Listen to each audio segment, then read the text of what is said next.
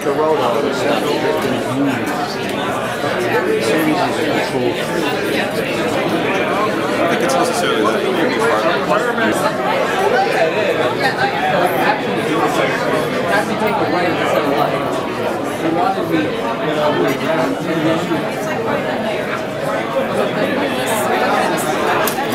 I'm like, no, I think she's right. We don't follow it. And so I stopped at the center line. But you know what? Everything gets worked out in a civil fashion, and as each day ends, you know, government is still there. Well, government is never going to go bankrupt. All right, they have a captive audience they call taxpayers. One way or the other, they're going to fund them. But when you look upon what's taken place in the last 10 years, and I have a chart here from the governor's proposed 2014 budget.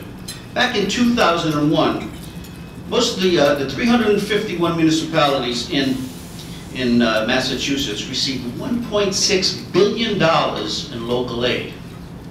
That number dropped to its lowest point in 2011. Okay? Well, actually in 2004, the end of the first recession, it dropped to almost $800 million, by half. Now, it slowly crept up, okay, in the years ahead, but still, it's below $1 billion. Good morning to everybody. We had our town meeting in Westford Saturday, and we got business done in one day. So a few of the highlights that I'd like to share with you. The big articles were, should we allow drive-through restaurants? And actually that failed, so we're not going to do that. A big one was, should we change the name of some conservation land we have, which is East Boston Camps? We discussed that for about an hour and 45 minutes, and we did not change the name after that time. But it was getting quite interesting. At one point, somebody did an amendment to name it Westford whatever. So I think it just shows the frustration with that article and how long we debated that. But there was some good news for the town. I mean, the budget's passed. We have about a $100 million budget in Westford. About 50% of that is schools. We're starting an AM radio station, which I think is something a lot of towns haven't done, and it's going to be strictly for storms. When people's power is knocked out, we're going to have an AM radio, and we're going to issue crank radios so you can actually crank your radio up and listen to what's going on. This will not be like a select and comedy hour or any of that. It's just strictly for storms. At least that's what we're saying. So we were actually able this year to add services in the schools. We added 2 police officers. We also added 2 additional police officers at Westford Academy and at Westford, which is our high school, and at Neshoba Tech High School. So school resource officers is what they're called, to help increase the safety of our students and our administrators. So we're trying to keep the budgets very conservative. We've also, in that budget, as they have in Westford, we've added some positions that were recently removed back since the 9C cuts in 2009. We've added 4 public safety officers, 2 police, 2 fire. Those are probably the 2, the biggest things in the budget that are different. There have been no increases to health care, as well as our pension has gone up about $60,000 this year. And that's something to note, because those traditionally are the areas in government that go up the most. And we've done a lot through adopting the state statute to try to control healthcare through plan design changes, and we've been very successful and kept the healthcare costs low. It's about a $15 million cost to the town, and we've kept that level funded for the last few years. So that's helped us in keeping the financial condition of the town the way it is. We have an excess capacity of about $2 million is what we're projecting for this year.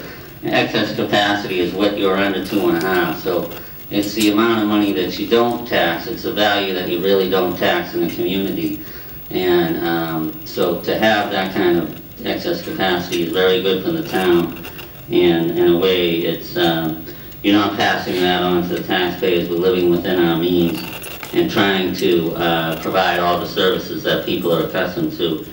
Over the past 10 years, we've also built a library and a police station and a senior center, and now we have a new Central Fire Station need, but which may be behind the schools in priorities, and the DPW needs some upgrading. So there's an awful lot of that capital projects that we're looking toward figuring how to enact.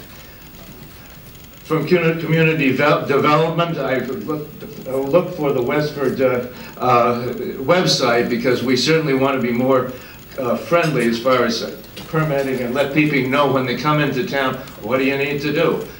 Be able to look on at least one page that says, this is what you need to do in this order, and if you don't know, here's an ombudsman number, and call it and we'll help walk you through this stuff. We are now a green community, and people are trying to figure out exactly how we can take best advantage of being that.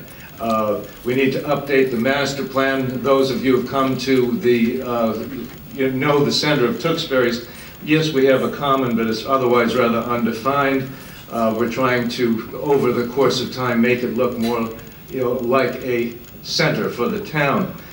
The library and the senior center are two recent buildings. They are community centers. They're about half a mile apart.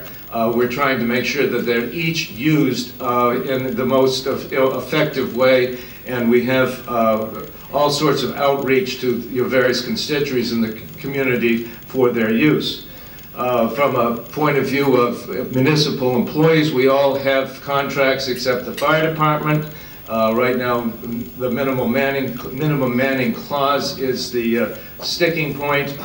General Law, Chapter 150, Section 4A allows for such a clause to be removed by providing notice to the union that the town will no longer agree to any minimum provisions in the contract.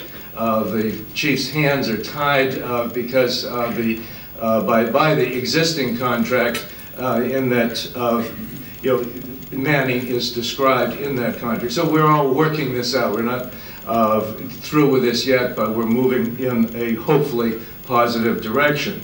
And unfortunately what we're doing is we're leaving a tremendous debt for our future generations. So there's one message that I'd ask you to leave here today is consider what is the right thing for us to do as a community. Is it to provide tax relief for today, or is it what we leave those who come after us?